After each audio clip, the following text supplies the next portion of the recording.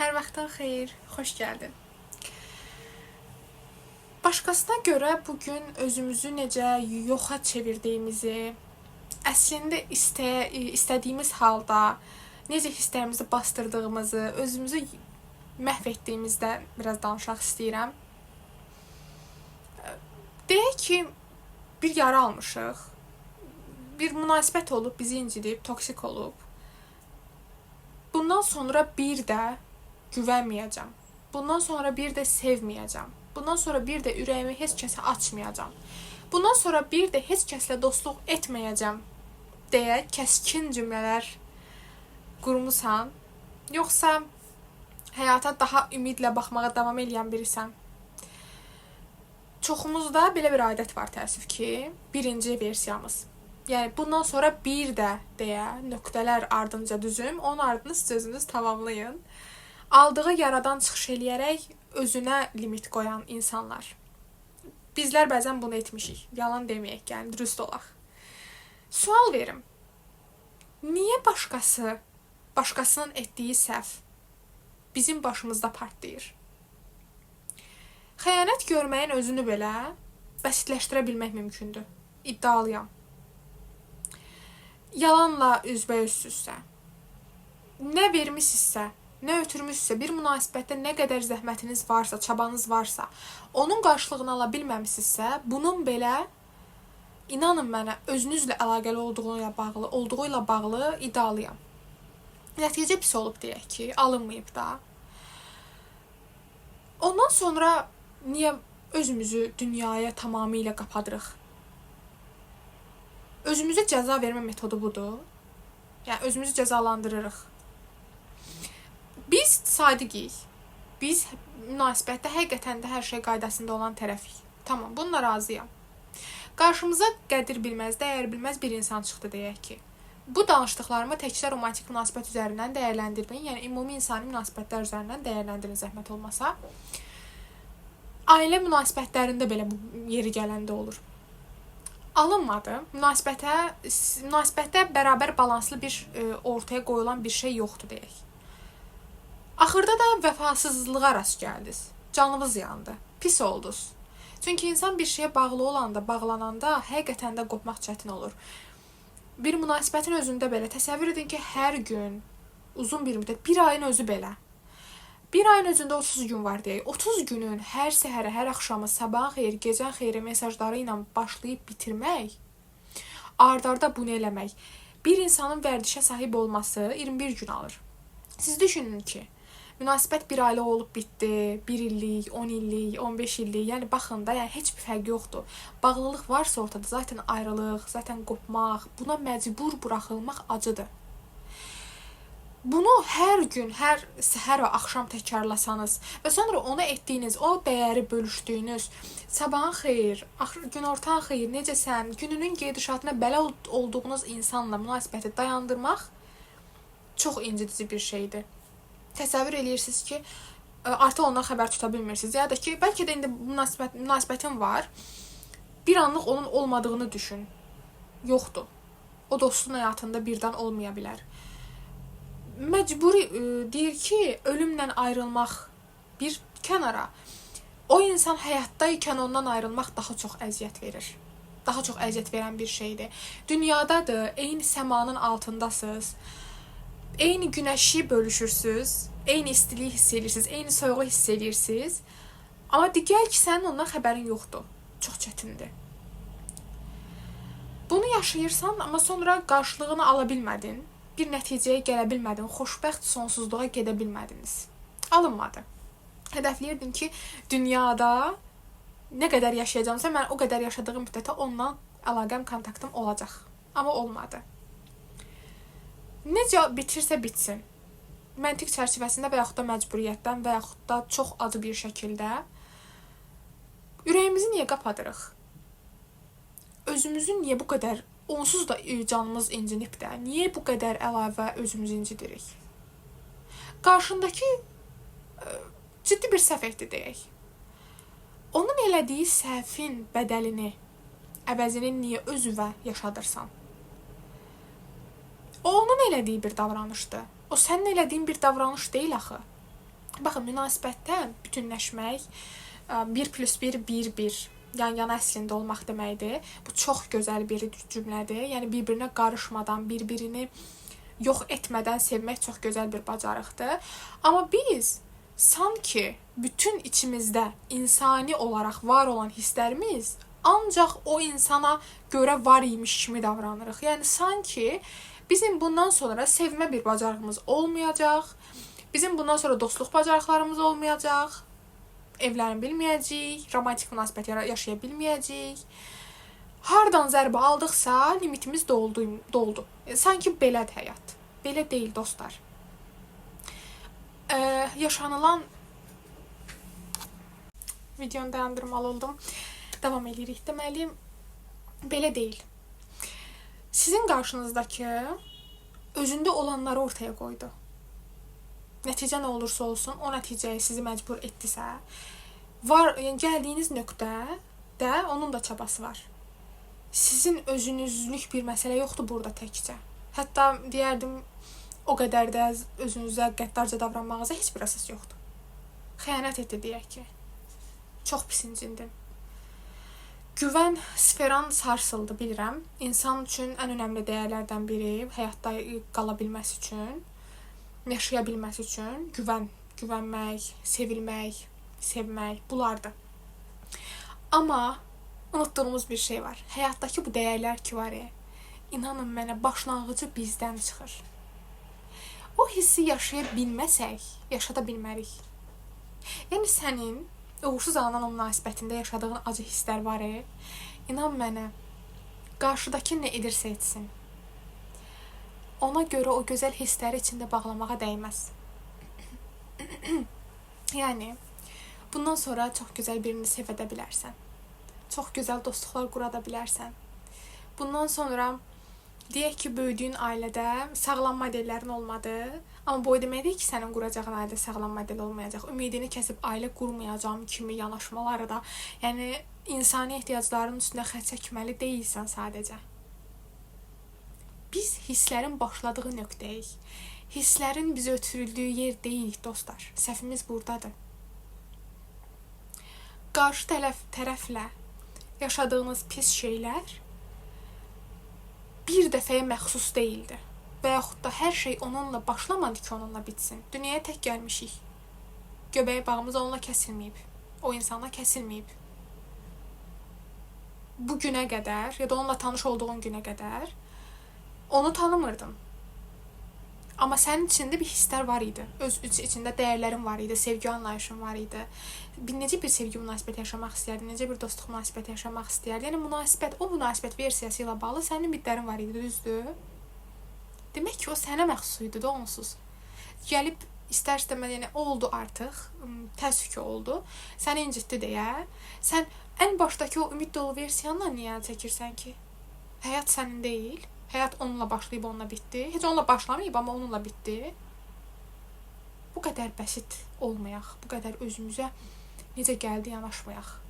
Kimisə gəlişi ilə, kimisə gedişi ilə bitə biləcək bir həyat qurmaq təməli, o evin təməlini necə betonla bərkidirlər. Elə bilin ki, betonsuz torpağın üstündə quru formada, yəni bir ev tikməyə çalışırsan. Kiçicik bir zərbədə, kiçicik bir zəlzələdə o dəqiqə o çökə bilər. Dəyərləri bölüşmək, hissləri bölüşmək və bir yerdə yaşamaq çox iz buraxan bir şeydir. Və yəni gözəldir də, gözəl məndə iz buraxan bir şeydir deyirəm bu arada. Həqiqətən burada nə ifadə işlədirəmsə, onu müsbətə yönəlik işlədirəm. Çünki həyatda nə yaşanırsa yaşansın, həyatın bir parçası olduğunu inanıram. Nəsə bizə cəza olaraq canımızı incitmək üçün nəsə göndərilməyib. Yüklədiyimiz mənadır canımızı incidən. Yaşadığımız şeylər deyil. Sənin məninin tərkibi, hisslərin. Nə qədər çox sevirsən, sevəndə sevgi dili necə olur, toxunuş mu olur, hədiyyə mi olur, xidmət göstərmək mi olur? Nədir də yəni? Onlar nədirsə, sənsən axı o. Qarşına bir vəfasız çıxdı deyə o dəqiqə onları necə silib ata bilərsən? Axı onlar sənindir. Bir dənə düşün, yəni bütün gözəl tərəflərindir. yəni tam olaraq sənin parçalarındır. Getməli oldu. Sənin həyatına qonaq olub. Əslində hər kəs həyatımıza qonaqdır, ailə belə. Çünki yeri gələndə yadınızdadsa əvvəlki videoda bəhs etmişdim, videoların birində ki, təkik əslində başımızı axşam yastığa tək qoyuruq. Evli olsaq belə başımızı yastığa gecə tək qoyuruq. Bura ilə baş-başa biz qalırıq. İnsanın içini həyatı boyunca özündən başqa bilmədiyi bir hissəsi var içində. Hətta bir ifadə var, deyirlər ki, hər insanın içində bir 40 qapı olur, 40-cı qapı. Çox dəyərli bir şəxsin deyimi idi, çox təəssüf adını xatırlamıram. O 40-cı qapı bəzən tez-tez, bəzən ömürdə bir neçə dəfə gizli formada, gecə, sakitlik olanda ziyarət edirsən, xatirələrə bir-bir baxırsan, nələr yaşamısan, nə hisslər yaşamısan, yəni keçmişindən bugününə ziyarət edirsən özünü. Və onu heç kəs heç vaxt demirsən. Yəni, özümüzün ən çox yanında olan bizik. Ən sevdiyin insanla evli olsan belə, ən sevdiyin dostunla çox yaxşı münasibətin olsa belə, hər anını onunla bölürsən belə, amma hər anını heç kəsin, daha doğrusu ətrafında həyatında olan bütün insanların belə bilməyəcəyi mütləq bir sən var. Ona görə deyirəm ki, bir insanın gəlişi ilə və yaxud da gedişi ilə tərpənə bilən təməldə olan bir sən yaratma. Həyatımızda ailəmizi bir yerdən sonra dərk etməyə başlamışıq ki, bu bizim ailəmizdir. Bir yerdən sonra yeniyetməlikdə şəxsiyyətimizi dərk etməyə başlamışıq, özümüzü tapmağa başlamışıq. Bir yerdən sonra romantik münasibətlər, dostluq münasibəti, tələbə yoldaşları, qrup yoldaşları, sinif yoldaşları, bunlar bizim həyatımıza məna qazanmağa başlayıb. Onlar məna qazanana qədər necə idik? Özümüz, öz düşüncələrimiz, öz xəyallarımız, öz arzularımız biz idik də o. Təsəvvür edin ki, sonra da bu münasibətlər artdıqca böyüdükcə insanın ətrafı genişlənir istər-istəməz. Lap deyək ki, sən deyə bilərsən ki, mənim heç bir məni sevən yoxdur, mənim dostum yoxdur. Yenə də bu demək deyil ki, bu hər zaman belə olacaq.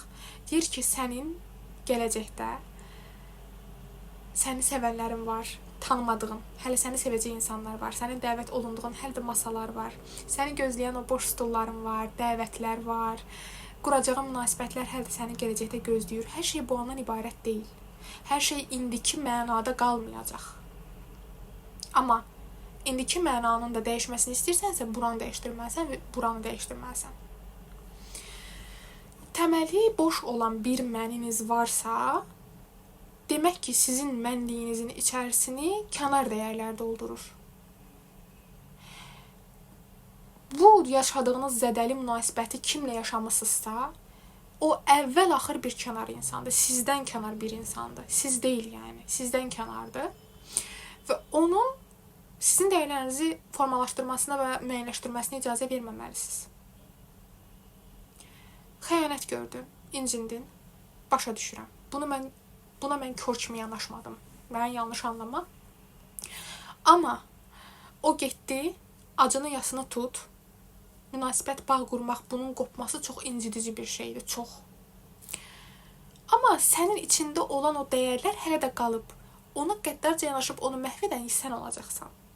Bundan sonra bir də deyə başlayan cümlə qurmaq sadəcə özünü cəzalandırma metodudur. Sadəcə özümdən necə acısını çıxarda bilərəm. Ona sırf güvəndim deyə, sırf onu sevdim deyə, sırf ona həyatımı aldım deyə. Yaxşı elədin. Yaxşı elədin. Sevdin, yaxşı elədin. Dostluq qurdun, yaxşı elədin. Hisslərini bölüşdün, yaxşı elədin. Dəyərlərini bölüşdün. Ona bütün sevgini verdin, bütün diqqətini verdin, yaxşı elədin. Çünki onu eləyən sən idin. Çünki səndən daha yaxşı sənin hisslərini yaşaya biləcək kəs yoxdur. Çünki sən o an onu yaşamaq istədin. Sənin çünki sevgi dilin oydu. Sən elə dəyər verirdin çünki. Niyə özünü bu qədər incidirsən ki? Səni sən eləyən olardı da. Onları da yox elə. Geriyə nə qalacaq ki? Həyata bəs necə yaşamağa davam eləyəcəksən? Bundan sonra bir də davam elə. O bir dələri davam elətdir. Hara qədər? Necə yəni, biri gəldi, bugün mənim Mən incitdi, qəlbimə dəydi, tamam. Getdi. Gedişi mənə toxundu deyək ki, tamam, onu da qəbul edirəm. Getdi. Nəticədə məndən kim baş-başa qaldı yenə mən. Deməli ki, ən gözəl, ən əsas, ən birinci yatırımı kimə etməliyəm? Mənə. İnsanları mərkəzinizə, həyatınızın mərkəzinə bu dərəcə qoysanız, evinizin təməlini onlara əmanət etsəniz, olacaq ilk zəlzələdə ev dağılacaq, onun altında siz qalacaqsınız. Canınız ona görə yanır. Etməyin belə. Özümüzü yox edəcəyimiz münasibətlər qururuq. Bilirəm, bunun təməli doğru olmayan, böyüdüyümüz mühitdən, qeyri-sağlam gördüyümüz modellərdən gəlir. Bunlara da vaxtı gələndə toxunarıq. Amma ən azından fərqindəliyimiz olan bir nəslik və ən azından biz artıq çox şey danışırıq, bölüşürük bir-birimizlə. Etməyin belə. Özünüzü yox etməyin. Var olmağa ən layiq insan sənsən. Bizik. Hər birimiz aid edirəm. Yaramızdan yaranmağı seçməliyik. Yara aldıqca o hissin dadını bir çıxardın. Çünki qonaqdır. Gəldi, xoş gəldi. Səfa gətirdi. Bu hissi də yaşayıb yola verərik. Yasdırsa yasımızı tutarıq. Amma sonra biləcəm ki, ən azından mən o yası tutub saxlayandan sonra mənim özümə qala biləcək bir mənim artıq var. Məni bundan sonra bir də kimsə incidə bilməz. Bundan sonra bir də kimsə sevə bilmərəm. Bundan sonra bir də kimsə mənim qəlbimi qura bilməz. Mən qəlbimə heç kəs almayacam. Bu yanaşmaların hamısı sadəcə olaraq qaçışdır, sadəcə olaraq mexanizmdir, müdafiə mexanizmidir və özünüzü cəzalandırırsınız da, elə bilin ki. Lazımsızdır. Çünki bal kimi də bilirik ki, insan əvvəl-axır öz istədiyi kimi yaşamaq istəyən bir insandır, bir varlıqdır. Özünüzü məhv etmək istədikcə, özünüzü yox etmək istədikcə ya daha da dibə düşəcəksiniz, ya da davamlı olaraq eyni şeylər yaşayarkən özünüzü tapacaqsınız. Çünki siz bunu anlamamısınız. Sadəcə olaraq özünüzü qadağaların içərisində sürükləmişsiniz.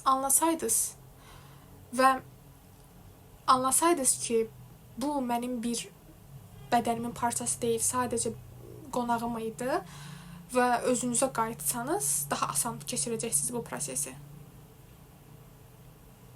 Sevində, dostluqda qurun, yarada alın, sağalın da. Çünki yaşamaq budur.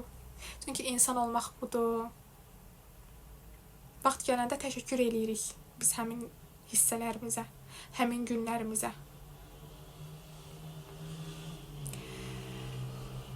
Belə, bu şəkildə. Vaxtını ayırdığın üçün çox sağ ol, məni dinlədiyin üçün çox sağ ol. Bu andan etibarən artıq səni incidənləri düşünməkdənsə, onların peşman olmasını güdməkdənsə,